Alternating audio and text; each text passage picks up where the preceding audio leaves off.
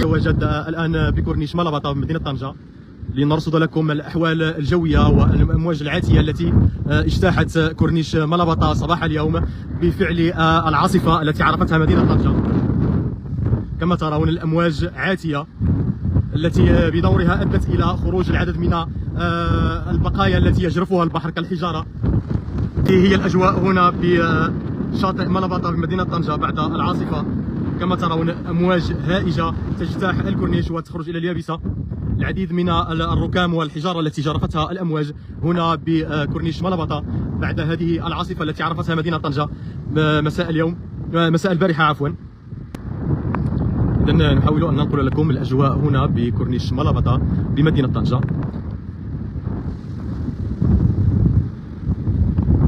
ونتمنوا السلامه للجميع. كما كنسمعوا هذه الايامات هذه يعني كما كتشوفوا الكوارث اللي كيعرفوها العديد من المدن المغربيه وبالخصوص في شمال المملكه.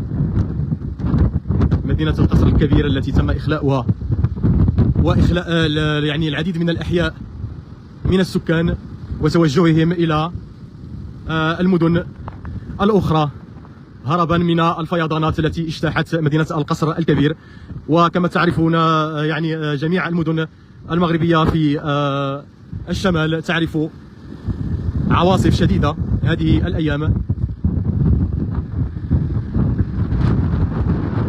كما كنعرفوا أن الشاطئ ديال طنجة كيكون دائما يعني هادئ نسبيا، ما عمرنا شفنا أنه كيكون هائج بهذه الطريقة هذه لمدة سنوات طويلة.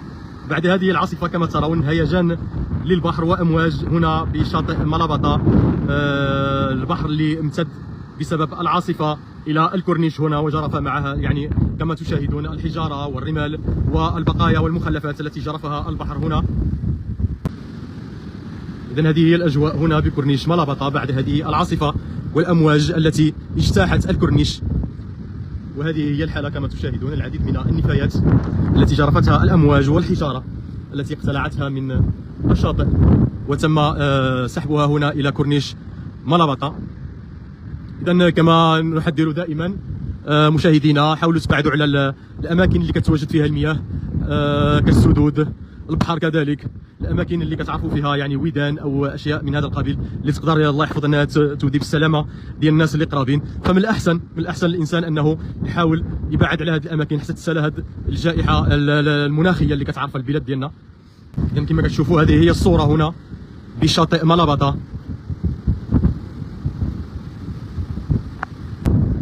الأمواج وصلت حتى يعني تقريبا توصل للشارع كما كتشوفوا، يعني المخلفات اللي كتشوفوها هنا طبيعة الحال. وهذا هو السبب اللي خلى أن الأمواج ديال المد تكون أكثر عنفا وتخرج معها يعني الحجارة والمخلفات اللي كيجمعها البحر خصوصا في هذه العاصفة. كما كتشوفوا يعني الشاطئ ما بقاش كاين، ما بقاوش كاين الرمله، يعني الرمله اللي كتعرفوها ما بقاتش كاينه. البحر عمر تقريبا كما كتلاحظوا، يعني المكان ديال الرمله ما كاينش، ما بقاش كاين، ما بقاش كيبان لان المد طالع حاليا، الامواج اكثر حده. وكما كتشوفوا ان النتيجه بعد هذه العاصفه هذه هي المخلفات التي جرفتها الامواج هنا بشاطئ ملبطة بعد هذا يعني بعد هذه العاصفه التي مرت على مدينه طنجة ابتداء من البارحه.